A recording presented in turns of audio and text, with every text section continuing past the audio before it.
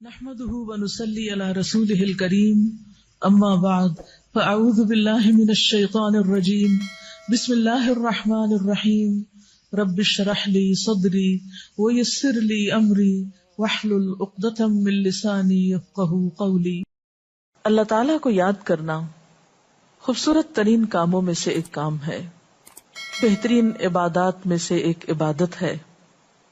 قرآن پاک میں اللہ تعالیٰ اس کے بارے میں فرماتے ہیں وَلَذِكْرُ اللَّهِ أَكْبَرُ، اور اللہ کا ذکر بہت بڑا کام ہے، بہت اچھا کام ہے۔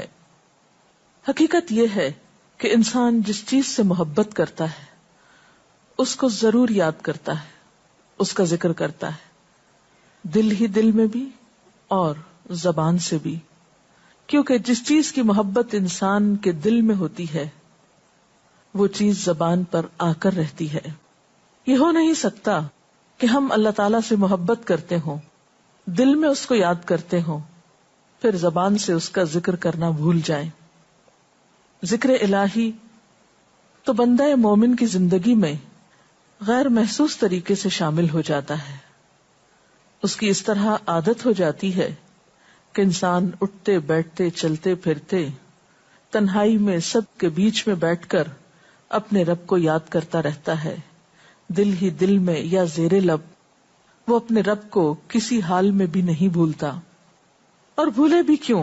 اس لیے کہ اس کی ذات پر رب کے احسانات ہر ایک سے بڑھ کر ہیں، اس کی نگاہیں ہر طرف رب کے کمالات دیکھتی ہیں، وہ ہر طرف رب کی نعمتوں کو دیکھ کر سرشار ہوتا رہتا ہے۔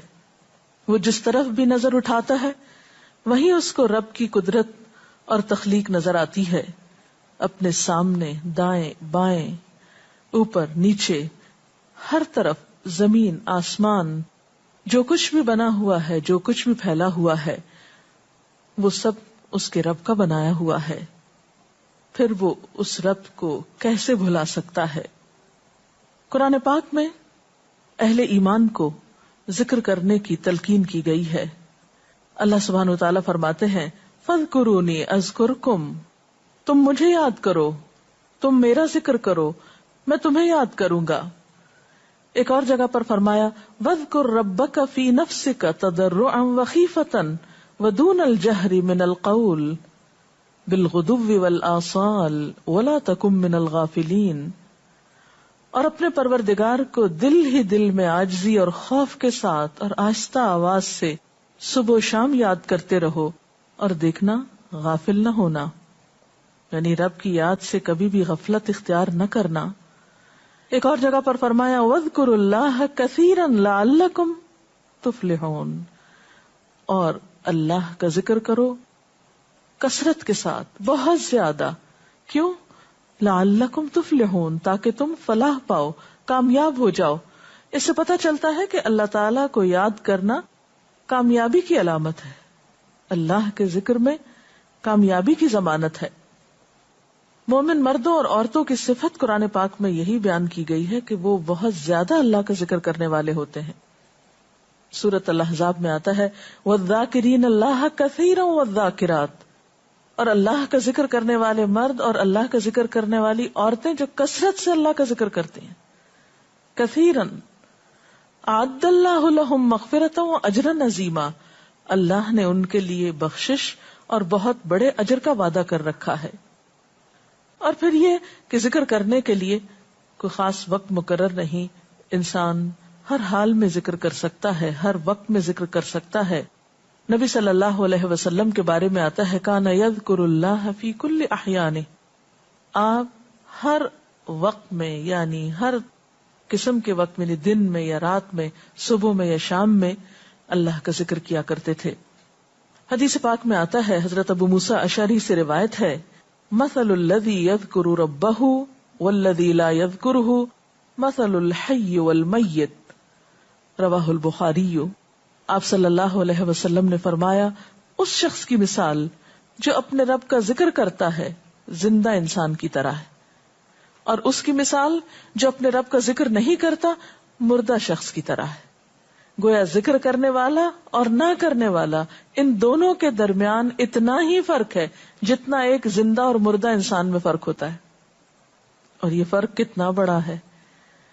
یعنی انسان تو وہی ہوتا ہے، لیکن زندہ انسان میں اور مردہ انسان میں زندگی اور موت کا فرق ہے. بالکل اسی طرح جو شخص اپنے رب کو یاد کرتا ہے، اس کا ذکر کرتا ہے، اس کے اندر ایک زندگی ہے، اس کے اندر ایک خاص خوشی ہوتی، اطمینان ہوتا ہے. اور وہ جو نہیں کرتا، اس کا دل مردہ ہوتا ہے، اس کے اندر زندگی کی کوئی امنگ نہیں ہوتی. ایک اور حدیث میں آتا ہے، نبی صلی اللہ علیہ وسلم نے فرمایا، اللہ تعالیٰ فرماتا ہے، میں اپنے بندے کے خیال کے مطابق ہوتا ہوں یا خیال کے ساتھ ہوتا ہوں. جو خیال وہ میرے بارے میں رکھتا ہے، میں اسی کے مطابق اس کے ساتھ معاملہ کرتا ہوں. اور میں اس کے ساتھ ہوتا ہوں جب وہ مجھے یاد کرتا ہے. گویا ذکر کرنے والے اللہ کی مدد کے مستحق ہوتے ہیں. یعنی اللہ ایسے بندوں کے ساتھ ہوتا ہے جو ذکر کرتے رہتے ہیں. اگر وہ مجھ کو اپنے دل میں یاد کرتا ہے تو میں بھی اس کو اپنے دل میں یاد کرتا ہوں. اور اگر وہ مجھے کسی جماعت میں بیٹھ کے یعنی کسی گروپ میں یعنی پبلک میں بیٹھ کے یاد کرتا ہے تو میں اس کو اس سے بہتر جماعت میں یاد کرتا ہوں، یعنی فرشتوں کی جماعت میں یاد کرتا ہوں. تو گویا فاذکرونی اذکرکم، تم مجھے یاد رکھو میں تمہیں یاد رکھوں گا. تو جو شخص بھی یہ چاہتا ہو کہ اللہ تعالیٰ اس کو یاد رکھے، اس کی مشکل میں اس کی مدد کرے، تو اس کے لیے کیا ضروری ہے کہ پھر وہ ذکر کرتا رہے. اور ذکر تمام عبادات کو خوبصورت بناتا ہے. مثلا روزہ رکھنا ایک عبادت ہے، لیکن جس روزے میں ذکر الہی ہو اس کا اجر و ثواب کئی گنا بڑھ جائے گا.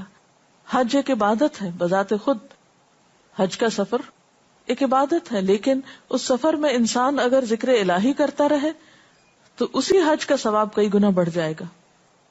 اور نماز تو سراسر ہے ہی اللہ کی یاد کا نام. اقم الصلاۃ لذکری، نماز قائم کرو میری یاد کے لیے. اللہ کے ذکر کا بہترین طریقہ ہے. ایک اور موقع پر آپ صلی اللہ علیہ وسلم سے جب یہ پوچھا گیا کہ سب سے اچھی نماز کس کی، سب سے اچھا روزہ کس کا، سب سے اچھا حج کس کا، سب سے اچھا مجاہد کون، تو آپ صلی اللہ علیہ وسلم نے ہر بار یہی جواب دیا کہ جو اپنے ان کاموں میں ذکر الہی کثرت کے ساتھ کرے. اور ذکر کرنے والے ہر میدان میں آگے نکل جاتے ہیں. حدیث پاک میں آتا ہے، نبی صلی اللہ علیہ وسلم نے فرمایا، مفردون سبقت لے گئے. لوگوں نے پوچھا کہ یہ مفردون کون ہیں؟ فرمایا، وہ مرد جو کثرت کے ساتھ اللہ کا ذکر کرتے ہیں اور وہ عورتیں جو کثرت کے ساتھ اللہ کو یاد کرتی ہیں. اور یہاں آپ نوٹ کر رہے ہیں خاص طور پر مردوں کے ساتھ ساتھ عورتوں کا ذکر بھی ملتا ہے. حضرت عبداللہ بن بصر فرماتے ہیں کہ ایک شخص نے عرض کیا، یا رسول اللہ صلی اللہ علیہ وسلم، بے شک اسلام کے احکام مجھ پر بہت ہیں، یعنی ذمہ داریاں بہت ہیں، کرنے کے کام بہت ہیں. آپ مجھے کوئی ایسی بات بتائیں جسے میں اپنے لیے لازم کر لوں، یعنی میرے لیے آسان ہو اور میں پابندی سے کر سکوں. تو آپ صلی اللہ علیہ وسلم نے فرمایا، لا یزال لسانک رطبا من ذکر اللہ، کہ ایک چیز پابندی سے پکڑ لو، اور وہ کیا کہ تیری زبان ہمیشہ اللہ کے ذکر سے تر رہے، ہر دم اللہ کو یاد کرتے رہو. اور یہ حقیقت ہے کہ انسان کوئی بھی کام کر رہا ہو، مثلا خواتین کھانا پکا رہی ہیں، گھر صاف کر رہی ہیں، واک کر رہی ہیں، کوئی بھی کام کر رہی ہیں اس طرح کا، تو اس میں ساتھ ساتھ اللہ کی یاد کرتی رہیں. سبحان اللہ، الحمدللہ، اللہ اکبر، استغفر اللہ، لا الہ الا اللہ، ان اذکار کا ورد کرتے رہیں، تو اس میں کام بھی ہوتا رہے گا اور اس کے ساتھ ساتھ اللہ کی یاد بھی ہوتی رہے گی. خصوصی طور پر 2 کلمات ایسے ہیں جن کے بارے میں بہترین اجر کی خوشخبری سنائی گئی. آپ صلی اللہ علیہ وسلم نے فرمایا، کلمتان، 2 کلمات ایسے ہیں، خفیفتان علی اللسان، جو زبان پہ بہت ہلکے ہیں، یعنی پڑھنے میں کچھ مشکل نہیں، ثقیلتان فی المیزان، میزان میں بہت بھاری ہیں، حبیبتان الی الرحمن، رحمان کو بہت محبوب ہیں. اور وہ کیا ہیں؟ سبحان اللہ و بحمدہ، سبحان اللہ العظیم. چلتے پھرتے، اٹھتے بیٹھتے، کام کاج کرتے، تسبیح پڑھتے رہنا، ذکر کرتے رہنا، انسان کے دل کو جہاں اطمینان بخشتا ہے وہاں اس کے کام کو آسان بھی کر دیتا ہے، اور اللہ کی مدد بھی ساتھ ہوتی ہے. اور قرآن پاک میں ایسے لوگوں کے لیے خوشخبری ہے، الا بذکر اللہ تطمئن القلوب، سنو اللہ کے ذکر سے دلوں کو اطمینان ہوتا ہے. اور ویسے بھی میزان میں بہت بھاری نیکی ہے.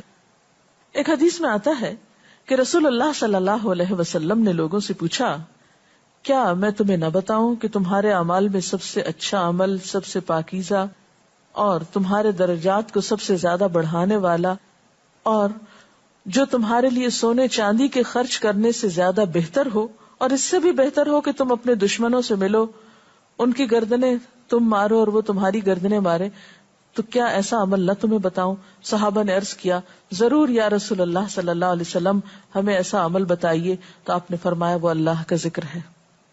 یعنی تمام اعمال میں وہ سبقت لے جاتا ہے.